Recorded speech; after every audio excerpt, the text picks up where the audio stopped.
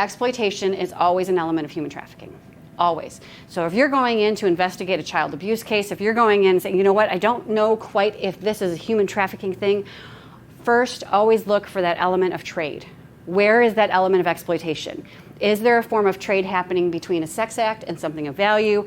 Is somebody working and not getting paid? You know, where is that trade?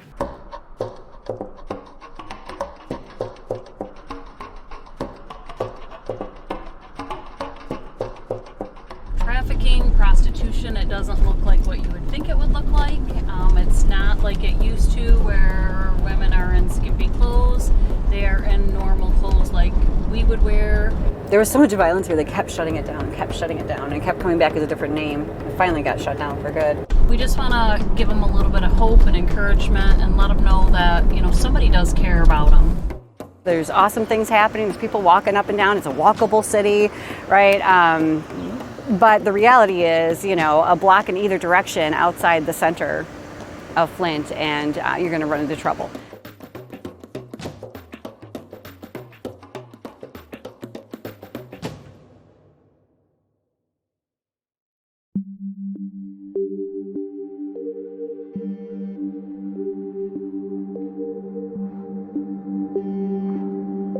We were originally, we started out just doing awareness meetings. So we were holding monthly meetings, trying to help educate our communities on what human trafficking really looked like.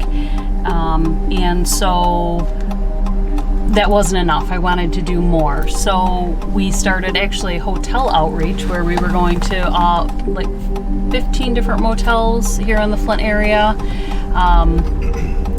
Trying to engage with them, brought them flyers of missing persons, brought them a little gift, tried to engage with them, and then we decided we wanted to do street outreach. Usually we go out Tuesday nights and for about 2 hours, and we just drive around. We know areas that the girls are working, and now we've been doing it for almost 2 years, and the girls really, most of them know who we are. They all call us the church girls, the church ladies. So Dana has a huge heart for these ladies. We'll catch ourselves going out on a date, and where do we end up? Downtown Flint, looking for girls. So to try to see where they're at and see if we can find new areas that we can locate them at, and so she has a huge heart for it. When I was younger, I made a lot of bad choices, and I really know how hard it is to overcome the things that have happened to you. And so that's part of the reason why I did this, is because I knew how hard it was for me to think anything good about myself. And so what these women have endured, all the trauma, the beatings, the rape, even the children that are being abused at home. I can't even imagine what they have to go through, what they went through, what they have to go through daily, even think that they are worth anything, that anybody cares or anybody loves them. So that was part of it. Just, I don't know, I just want to help. I want to help them to know that they are worthy, that they do matter, and I want others to see that too.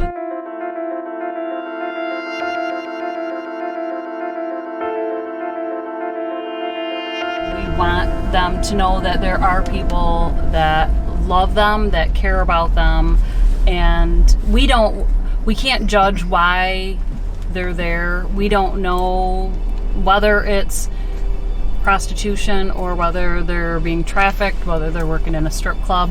We don't know why they're there, how they got there, what's keeping them there. But we really are just trying to show them that there are people that care and that want to help them to see that there's something better out there. Go ahead.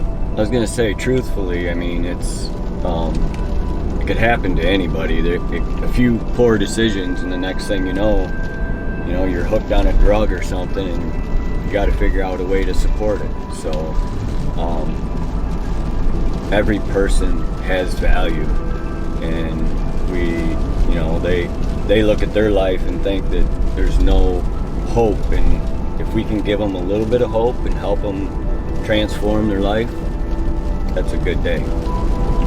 Yeah, and we do see in Flint, because Flint really is so poor, there are these women out here that are doing it to survive. They don't have any other way to support themselves, or they just don't think. Maybe they've been doing it for so long that that's the only thing that they know that they can do, or that's the only thing that they think that they can do. So it is very unfortunate, and they have experienced a lot of trauma. So for them to go out and just to get a job, that we think, okay, well, yes, they can go out and get a job, and that's how they can support themselves. But really, they've endured so much trauma that their brain does not fire the same way that ours does, and they literally can't make decisions in the same way that we can. Less than 3% of those who are trafficked here within the United States are actually kidnapped for the purposes of trafficking, although this is what we often see portrayed in the media, because it's a big story when somebody gets kidnapped. About 2,000 people are actually kidnapped every year in the United States. When it comes to human trafficking, the biggest means of the way in is between fraud and coercion, okay? So between those two elements, fraud and coercion, we call them the grooming in or the boyfriending in process. So fraud is that tricking piece, right? I promised you one thing, I delivered something completely different. I tricked you into it.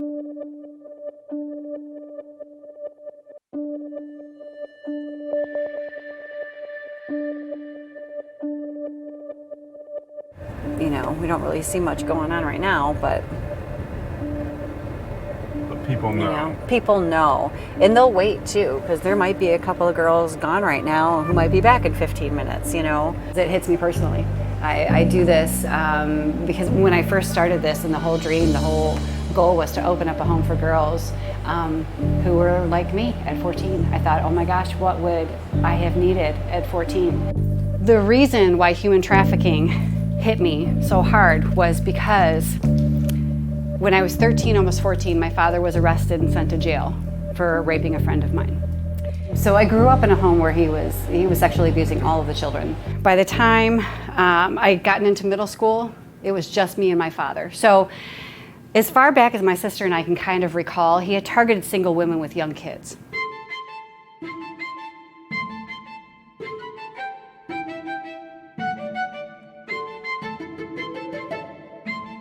He made it sound like after a while, like she had seduced him. She was 14. He had targeted my mother because she ran a daycare. He had consistent access to children. For years and years and years, he justified to to me and to the other kids, well, they do this to daughters in this culture at this age, or what, it was this constant cultural thing. We just haven't caught on yet. The reason human trafficking hit me, again, was not because of the trade piece. It was because over those years, I had become my father's recruiter. By the time I got into middle school, and it was a constant sort of badgering to bring my friends over, and then the last one had come over, and it was his, sort of MO was to get us drunk. It was a constant, bring your friends over, bring your friends over, bring your friends over, and I would get rewarded for it. I would get pizza, I'd get money, I'd get to go to the mall. Sometimes he was just happy with me that day, and that was enough. He would molest my friend, and usually I was not present for that part, but I knew what was happening. The last time he had done that and he had raped my friend, I saw him carry her, into his room.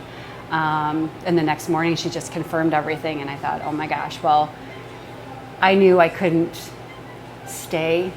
But in my head I was thinking, man, he would probably go away forever, and that's okay. He can go away forever. I can get out of this. And it's not my story. I don't have to tell them about me, none of it.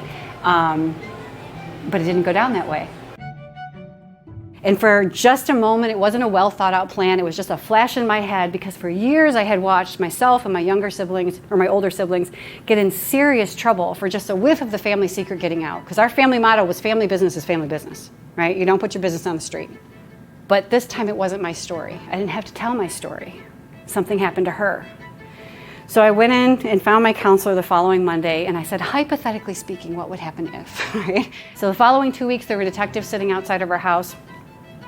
Again, I didn't know that until later on. All I knew was that for 2 weeks, I had let go of this huge secret and nothing was happening. I got a phone call from CPS. And the CPS worker said, well, do you know your father's been arrested today? I said, well, no. They said, well, pack a bag and give us a name and number of someone we can call to come pick you up. So the only people I was close to were my grandparents, and I didn't want them knowing anything about this. This was a very shame-filled thing for me. So I gave them a name and number of friends and family we hadn't seen in quite a while. They came and picked me up, but here's the thing, because they knew my father for years and years and years and years and years, they couldn't possibly believe that he had done any of these things. He had a good job, we lived in a nice neighborhood, drove the nice, cars, I went to the right schools. He was very charming. Wasn't real handsome, but he was charming, right? He knew how to network and talk to people. He organized the company Christmas parties, right? Went to church. At one point had taught Sunday school. They couldn't possibly believe that he had done any of these things. They bailed him out of jail. He was sitting next to me on their couch the following day and told me I had ruined his life. And I believed him. I spent the next 8 years trying to make it up to him.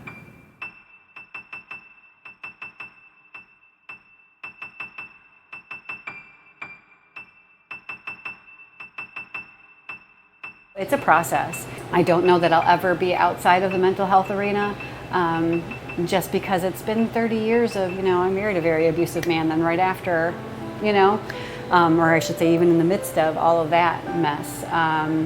So it's only been 10 years that I've been sort of out of the muck, and I'm like, I've got 30 years to unwind all of that.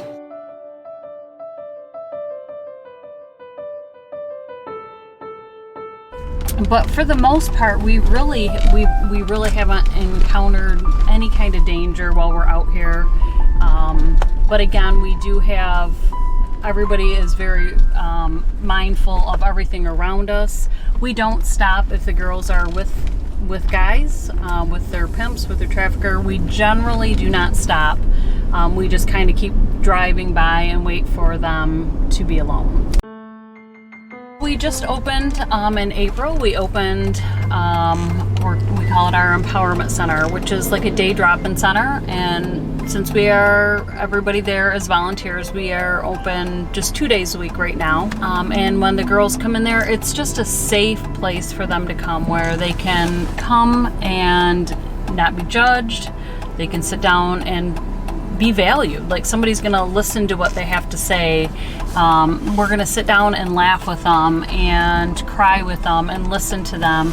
We want to find out how we can help them. What are their needs, and we're gonna help meet those needs. The more you get to know them, you're like, that's somebody's daughter, that's somebody's mom. They do have value, and it's just that people have kicked them to the curb. They think they're trash, and they're not, And even if we just help one person, it's worth it. If we can help, one lady, one child, if we can plant those seeds, it's all worth it. They literally cannot make the same choices that we can. Their brain is not working the same way. So that helps me to understand and just keep trying to love them and just trying to be there for them, encourage them, and again, just see what their need is and how we can help them. She has put her whole heart and soul into it since she has started. She is really an amazing woman. So, she is.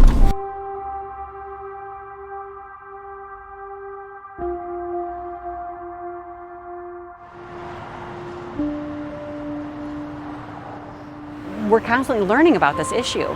There's no one way that people get into human trafficking. There's no one way that they get out. So we're constantly trying to come up with new creative ways to help people learn, to heal, to identify, to respond, and that requires us to be constantly on the move.